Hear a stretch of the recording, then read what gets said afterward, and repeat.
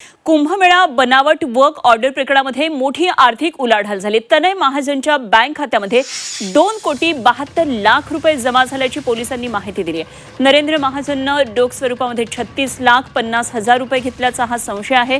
तर शकील शेखच्या बँक खात्यामध्ये 86,50,000 रुपये आल्याची माहिती आहे आणि ठेकेदारांकडून सुमारे 3.5 कोटी रुपये उकळल्याचं तपासात समोर आलंय।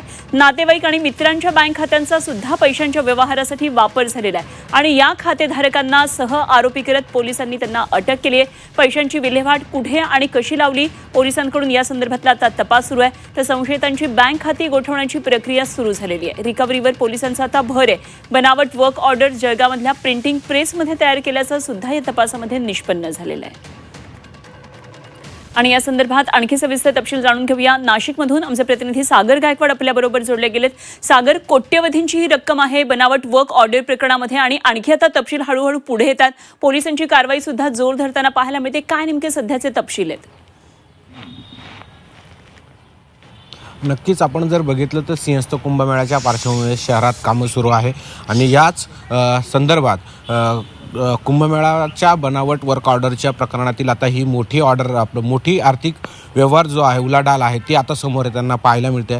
खरं तर यामध्ये गिरीश महाजनचे काही नातेवाईक, दूरचे नातेवाईक असल्याचं समजते आणि त्यांनी ही बनावट ऑर्डर तयार करण्यात आलेली होती। त्यात तन्मय महाजन यांच्या बँक अकाउंटवरती तब्बल 2,82,00,000 रुपये जमा झाल्याची माहिती पोलिसांच्या मार्फत कळते।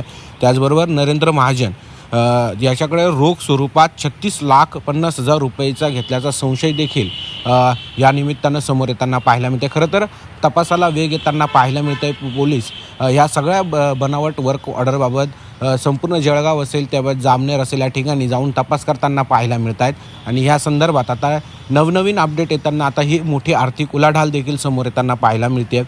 विशेष बाब म्हणजे या ठेकेदाराकडून तब्बल 3.5 कोटी रुपयाची उकळल्याच्या तपासात समोर आलेलं होतं आणि विशेष बाब म्हणजे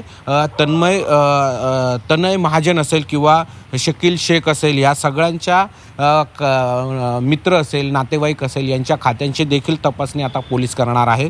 त्याचबरोबर ह्या सगळ्यांना सह आरोपी देखील पोलीस करणार असल्याची माहिती देखील आपल्यासमोर येताना पाहायला मिळते।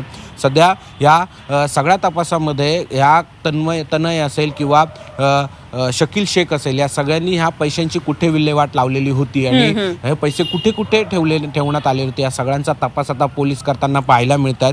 विशेष बाब म्हणजे हे बनावट वर्क ऑर्डर ज्या ठिकाणी तयार करण्यात आलेले होते त्या प्रिंटिंग तपास देखील जळगावमध्येच आहे आणि त्याची देखील तपासणी पोलीस करताना पाहायला मिळते। म्हणजे सध्या जर आपण बघितलं तर या बनावट वर्क ऑर्डरच्या ह्या सगळ्या मुद्द्यामध्ये आता पोलीस वेगाने तपास करताना पाहायला मिळतात। अनेक नवीन माहिती समोर येताना पाहायला मिळते। आज दिवसभरातल्या या तपासामध्ये आणखी काही माहिती उघड होण्याची शक्यता आहे। आपण जरूर या संदर्भातली तपशीलवार आणखी चर्चा करूया। तुर्तास धन्यवाद दिलेल्या माहितीसाठी सागर गायकवाड आमचे प्रतिनिधी आपल्याबरोबर होते।